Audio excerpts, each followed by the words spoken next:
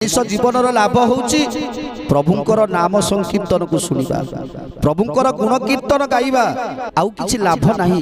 एकमात्र लाभ होउची जदि आमे गोविंद को भाव करिबा, जदि विष्णुकर नाम को स्मरण करिबा, कहार पर चर्चा पर कीर्ति पर गारिमा भाबिबा को बंद कर दवा। किए कौन कला, किए कौन न कला, किए कोउटी भूल कला, किए कोउटी ठीक कला, से सब को न भाबी केवल प्रभु को पादरे लय रखी प्रभु कथा चिंतन करी आमे जदि आम कर्म पथरे आगे जीवाना ताहले से गोटे होउछि लाभ।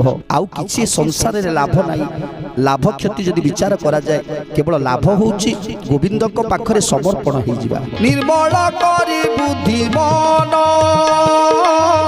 निरते करिब कीर्तन,